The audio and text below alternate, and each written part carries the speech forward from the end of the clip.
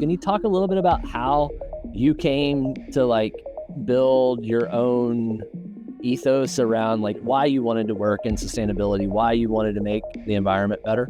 Back in high school, I decided if I'm going to work in anything, I want to be doing as much as I can to incrementally improve sustainability if possible. I think there is a bit of personal negotiation that you have to go through sometimes if you're not working directly on a renewable energy resource. But for myself, I've literally made almost like a personal mission statement. I did a version of that in high school, and I've updated one throughout my career where I'm writing down what is my personal focus, what are my non-negotiables for the job that I'm working on. And one of the things is I'm working in something that is generally improving energy efficiency.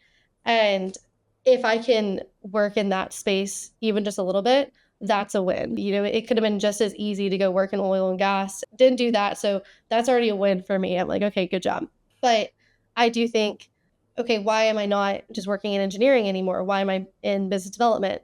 I think one thing that I realized whenever I was working in fault detection and having to negotiate with these operators on how to understand the value of fixing those issues is that there is a lot repackaging of sustainability that's out there.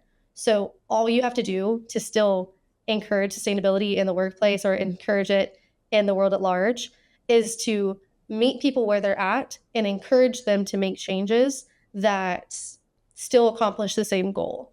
So I've found joy in working in business development over the past few years because I'm able to still expand in the world of sustainability. So make sure people are doing processes in a way that's going to incrementally make small improvements while maybe repackaging that based on where people are at.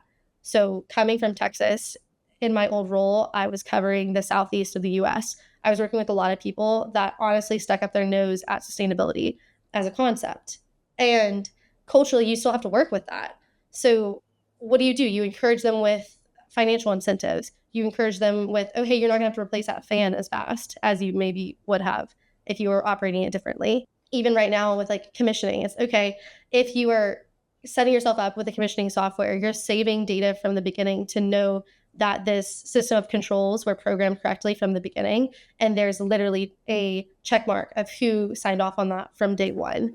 And for me, that's achieving sustainability in a way that may not be explicit on paper, but in a roundabout way, I'm still able to work with where people are at and get that accomplished.